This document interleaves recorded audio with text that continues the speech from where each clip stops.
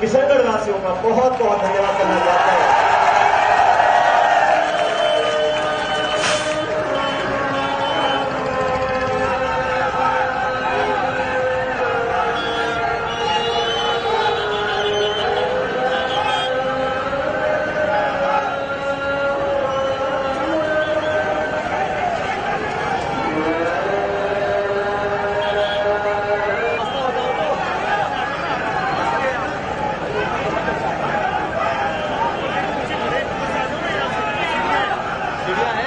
साथियों,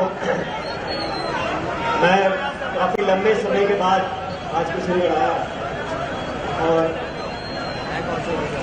हाँ, मैं सांसद था लगभग 10 साल पहले। तो मुझे लगा कुछ रिश्ते कमजोर हुए होंगे,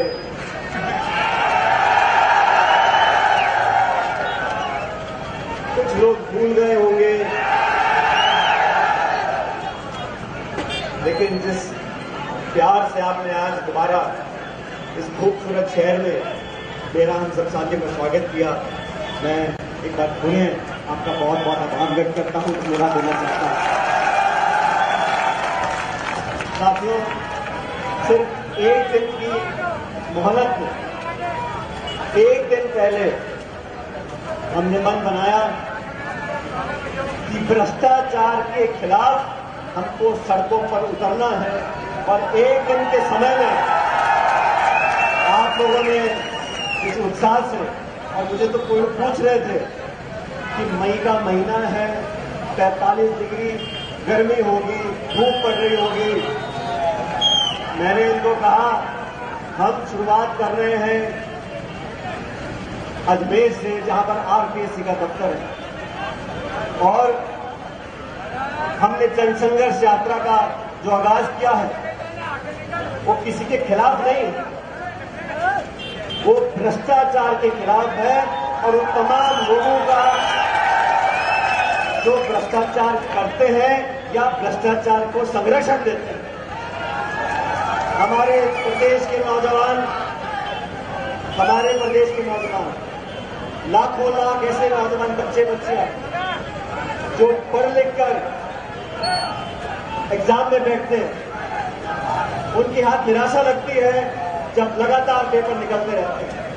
एक बार हो जाए, 2 बार हो जाए, 3 बार हो जाए, 4 बार हो जाए, लेकिन लगातार ये जो पेपर लीक होते हैं, मैं कई महीनों से बोल रहा हूं, कई सालों से बोल रहा हूं कि छोटे मोटे को पकड़ने से ये सिस्टम रुकने वाला नहीं है।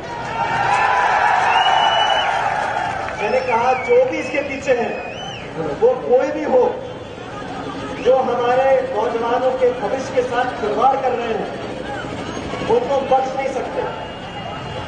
और इस पूरे सिस्टम में जो भ्रष्टाचार है, उसके खिलाफ मैंने अपनी आवाज को बुलंद किया। मैंने कहा जो भाजपा के शासन में वसुंधरा जी ने करप्शन किया था, जिसका आगाज, जिसकी जोर जोर से मुखालफत मैंने करी थी, गहलोत साहब ने करी थी, तमाम नेताओं ने करी थी, अब समय आ गया, 4.5 साल हो गए, कृपया करके उनकी जांच करो। 6 महीने में चुनाव है, 6 महीने में चुनाव है। मैंने चिट्ठियां लिखी, आवेदन किया, आग्रह किया, अनशन भी किया 1 महीने पहले, लेकिन अभी तक कोई कार्रवाई नहीं हुई। ये जन संघर्ष हम लोग जो कर रहे हैं साथियों, इस तपती धूप में आपके साथ हम चल रहे हैं, सड़क पे लोगों की बात सुन रहे हैं, लोगों की आवाज बन रहे हैं और लोगों के लिए संघर्ष कर रहे हैं। इसे मैं आपसे आग्रह करना चाहता हूं।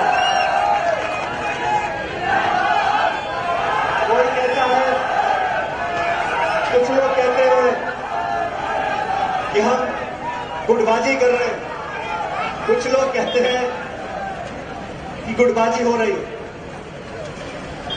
मैं भी प्रदेश सरकार में डिप्टी चीफ मिनिस्टर था, आराम से अपना टाइम निकालता, मुझे क्या पड़ी थी, लेकिन मैं इस राजस्थान के लोगों के लिए जो हमने सपने देखे हैं, उन सपनों को पूरा करने के लिए हमें और कुछ करने की जरूरत है।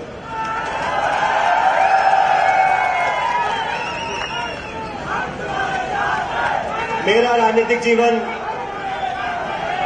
आप सब लोगों के सामने है।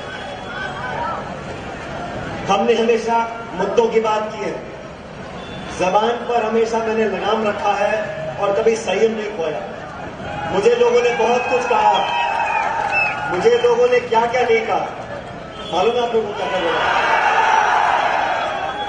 मेरे जबान से कभी कोई बुरा शब्द निकला किसी के लिए? लेकिन गलत भाषा ना बोलना, इसका ये मतलब नहीं है कि हम में स्वाभिमान की कमी है। और जब हमने इन मुद्दों को उठाया, करप्शन के मुद्दों को उठाया, और मैं चाहता था एक पारदर्शी तरीके से जांच हो, जांच में दूध का दूध और पानी का पानी निकला। लेकिन जिन लोगों को डर लग रहा था वो दूध और पानी छोड़ के दूध और नींबू की बात कर रहे थे। धीरे धीरे साफ हो गया कि कार्रवाई होने वाली नहीं है। लेकिन हम जनता के बीच में जाकर आप सबका समर्थन ले रहे हैं, क्योंकि मैं चाहता हूं कि राजस्थान में एक नया आगाज हो और हम सब लोग मिलकर ये दीमक की तरह हमको करप्शन जो भ्रष्टाचार खा रहा है इसको खत्म करें। मेरे खिलाफ अगर कोई आरोप लगाता है, मैं इसको जनता के सामने रखना चाहता हूं। मेरी राजनीति आपके सामने है, स्वर्गीय पायलट साहब की राजनीति आपके सामने है। हमको भी जनता के आशीर्वाद से बड़े बड़े पदों पर काम करने का मौका मिला, लेकिन इन 45 सालों में मेरा सबसे घोर विरोधी भी होगा, वो हम पर उंगली नहीं उठा सकता। लेकिन राजनीति है, अभी तो ये आरोप लगे हैं, हम सड़कों पर निकले हैं, ना जाने और क्या क्या आरोप लगाएंगे। मुझ पर लगाएंगे, साथियों पे लगाएंगे, नजदीकियों पे लगाएंगे, मुझ पर कितने नीचे से नीचे आरोप लगा लो, लेकिन मैं जनता के लिए संघर्ष करता रहा हूं और करता रहूंगा। मेरा व्यक्तिगत बैर किसी से नहीं है, मेरी व्यक्तिगत झगड़ा लड़ाई किसी से नहीं।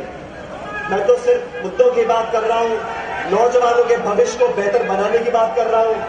और मैं आप लोगों से आग्रह करता हूं, नौजवान जो हमारे 18 से 30 साल के हैं, 36 कौम के हमारे नौजवान लड़के लड़कियां जो पढ़ लिख रहे हैं, जिनके माँ बाप मजदूरी करते हैं, मेहनत करते हैं, किसानी करते हैं, दुकानदारी करते हैं, वो कैसे कैसे 20-50 हजार रुपए, लाख रुपए इकट्ठा करते हैं, बच्चों को ट्यूशन पढ़ाते हैं, वो मेहनत करते हैं साल 2 साल, और फिर उनके अरमानों पर पानी फिर जाता है। कोई ओवरेज हो जाता है, किसी को सदमा लगता है और अंदर से एक खोखलापन महसूस होता है। इसमें बदलाव लेने के लिए अभी हमारे आरपीएससी ने एक सदस्य को अरेस्ट किया। आजाद भारत में पहली बार किसी आरपीएससी के मेंबर को अरेस्ट किया। ये पूरा जो ढांचा है, इसको मूल चूक परिवर्तन करने की जरूरत है। मेरा संघर्ष जनता के लिए, मैंने एक दिन पहले कहा जयपुर में, मैंने कहा भाई मैं तो आरपीएससी से लेके जहां पर ये पूरा सिस्टम बैठा है मेरे में, वहां से लेके जयपुर तक चलूंगा, जनता के बीच में रहूंगा, आपका आशीर्वाद बटोरूंगा, आपसे प्यार मांगूंगा, आशीर्वाद मांगूंगा। और मैं धन्यवाद देना चाहता हूं कि आप लोगों ने मेरी दिल खोल कर दिया। आज कोई चुनाव नहीं है, कोई सभा नहीं है, कोई टिकट नहीं है, कोई वोट नहीं है, लेकिन जो अपनेपन का संबंध इस प्रदेश की जनता से हम लोगों ने कायम किया है, मैं सचमुच उसका बहुत बहुत कायल हूं। और आपको फिर से आग्रह करना चाहता हूं, मुझ पर कोई कैसी भी बात कर दे, मुझ पर कोई कैसा भी आरोप लगाए, मैं परवाह नहीं करता। मैं लोगों को परवाह करता हूं। और मेरे नौजवान साथी हो, मैं आपको आह्वान करता हूं, हम सब लोग जो सड़कों पर चल रहे हैं, हम अपने लिए नहीं चल रहे। हमारे नौजवान बहनों भाइयों का भविष्य बेहतर हो, ये हमारी जिम्मेदारी है, इसलिए हम सड़कों पर नाप रहे हैं। मैं आपसे आग्रह करता हूं, जयपुर तक हम लोग चलेंगे, भारी तादाद में लेकर चलेंगे, अपने संकल्प को लेकर चलेंगे, अपने संघर्ष को लेकर चलेंगे, और आप लोगों की आवाज को बुलंद कर इस नौजवान का भविष्य हम बेहतर बनाएंगे। आप सब लोगों का बहुत बहुत धन्यवाद। जय हिंद, राम राम।